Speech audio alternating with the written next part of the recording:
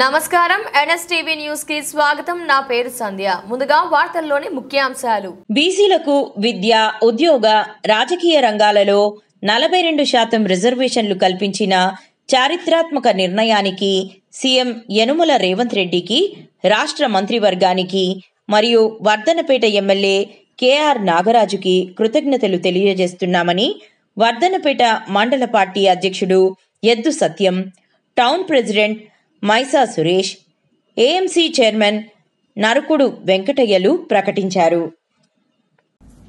నేను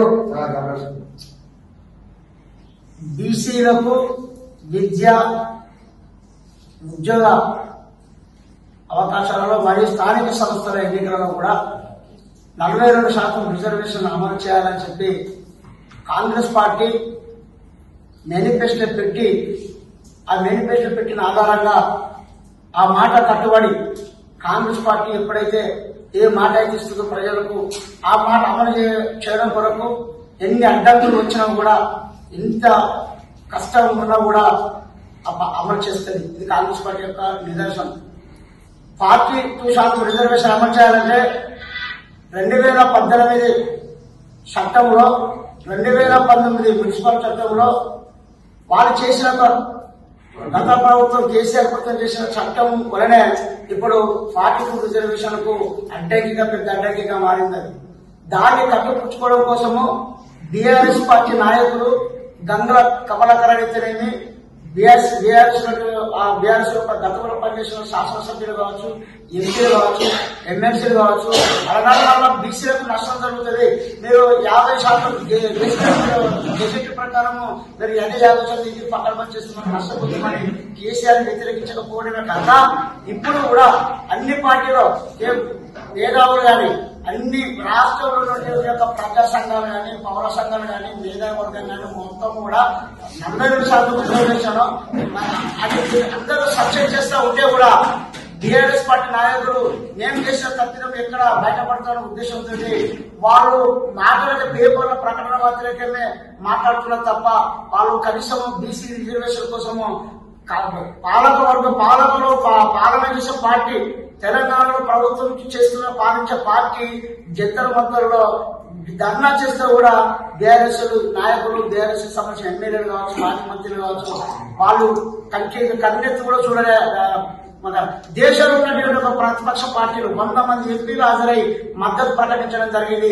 అయినా కూడా ఇక్కడ ఉన్న బీఆర్ఎస్ నాయకత్వము, అందులో ఉన్న బీసీ నాయకత్వం కూడా మరి వాళ్ళు ఎందుకు చీమ కొట్టినట్టు కూడా వాళ్ళు ఎందుకు మాట్లాడుతున్నారో అర్థం కాదు. వాళ్ళ పైగా మాటలు, ప్రకటనలు ఇవన్నీ కనిపించడం కోసం యూరియాలు ముందుకేసుకున్నారు. ఈ యూరియా అనేది ఒకటి ప్రజలకు క్లియర్ చేస్తూ ఉన్నారు. ఈ యూరియా అనేది అన్న వాళ్ళు కూడా పరిపాలించారు, వాళ్ళు కూడా శాసనాలు చేసి అక్కడ కూడా ఆ యూరియా అనేది కేంద్రం ఇస్తారని వాళ్ళకి తెలుసు. ఉక్రెయిన్, చైనా, రష్యా ఈ యుద్ధాల వల్ల తప్పిదం జరిగిందని కిషన్ రెడ్డి, రఘునందన్ రావు వాళ్ళు పేపర్ ప్రెస్ మీట్ పెట్టి బహిరంగంగా చెప్పినా కూడా ప్రజల మీద నాన్న యాడ్ చేస్తా ఉన్నారు.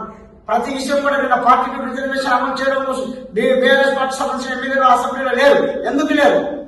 మీరు నాయకుడు చలమణి కావడం కోసం పనిచేస్తున్నా, బీసీ నాయకత్వం కోసం పనిచేస్తున్నా, రేపు బీసీ 42% రిజర్వేషన్ లో మీ కేవలం బీసీలు సర్పంచ్ బీసీలు పోటీ చేయదలుచుకోలేదా? బీసీ సమాజానికి ఏ సంఖ్య దలుచుకున్నారు? బీఆర్ఎస్ పార్టీలో పనిచేస్తున్నారు కానీ బీజేపీ పార్టీలో పనిచేసిన నాయకులు, అందులో ఉన్న బీసీ నాయకత్వం అంతా మీరు బీసీ సమాజానికి ఏం సంకేతం ఇవ్వదలుచుకున్నారు రాష్ట్రంలో? ఇక్కడ 2012 సుప్రీంకోర్టు ఒక తీర్పిచ్చింది. ఇక్కడ శాసనసభలో పాస్ చేసుకుని పార్లమెంట్ ఆమోదించుకోవచ్చు అని చెప్పి 2012లో సుప్రీంకోర్టు తీర్పిస్తే ఎంఐఏ వాళ్ళు, ఇదే బీజేపీ వాళ్ళప్పుడు దీన్ని ఓకే చేసి మరి ఇప్పుడు ఎందుకు సైనికులు ఉన్నారు? అప్పుడు సుప్రీంకోర్టు చెప్పింది కదా, ఇప్పుడు మీరు మద్దతు ఇవ్వాలి కదా, 42% మద్దతు ఇవ్వాలి కదా, మీరు ఎందుకు అసెంబ్లీ ఉండలేరు? బీజేపీ సపోర్ట్ చేస్తారు. ఇక్కడ ఏంటంటే కాంగ్రెస్ పార్టీ ఎక్కడికి వెళ్ళి వస్తారో ఒక బాధతోటి, ఒక ఈర్ష భావంతో అన్ని రకాలుగా వీళ్ళు పైకి ఒక మాట్లాడు, ఇది ఒక మాట మాట్లాడుతూ ఉన్నారు. ఒక ప్రతిపక్ష నేత దేశంలో ఈ ముఖ్యమంత్రి ఇప్పుడు 75 స్వతంత్ర కాలంలో ఈ 39 రాష్ట్రాలలో ఏ రాష్ట్ర ముఖ్యమంత్రి అసెంబ్లీకి రాని చరిత్ర లేదు, ఒక కేసీఆర్ తప్ప. ఇంతవరకు అసెంబ్లీకి అయినా ఒక 3 సార్లు పాల్గొనకపోతే, హాజరు అనేది లేకపోతే ఉండేనా హాజరు కోసం ఒక రోజు వచ్చాడు తప్ప ఇంత మీద కాళేశ్వరంపై చర్చ జరుగుతుంది, 42% రిజర్వేషన్ పై చర్చ జరుగుతుంది. యూరియాపై చర్చ జరుగుతుంది. ఒక ప్రతిపక్ష నాయకులు మీరు ఇంతవరకు కూడా అసెంబ్లీలో పనులు దీనికి కేటీఆర్ హరీశ్రావు మాట్లాడుతున్నారు. బీసీ నాయకులు వాళ్ళ కన్నా పనిచేసి బీసీ నాయకులతో సపోర్ట్ చేస్తా ఉన్నారు. నేను అక్కడే చెప్తా ఉన్నాం, రేవంత్ రెడ్డి సర్కార్ కాంగ్రెస్ ప్రభుత్వం రాహుల్ గాంధీ పిలుపు మేరకు 42% విద్య ఉద్యోగ స్థానిక సంస్థలు 42% రిజర్వేషన్ అమలు కోసము కాంగ్రెస్ పార్టీ ఆల్రెడీ గవర్నర్ పంపింది.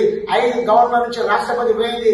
5 నెలల కాలంలో కూడా ఇంతవరకు కూడా గవర్నర్ ఆమోదించకుండా రాష్ట్రపతి పంపిండు. అది సుమారు 5 నెలలుగా వస్తుంది. ఇంతవరకు కూడా రాష్ట్రపతి ఫైల్ మొత్తాన్ని కూడా చూడలేదు.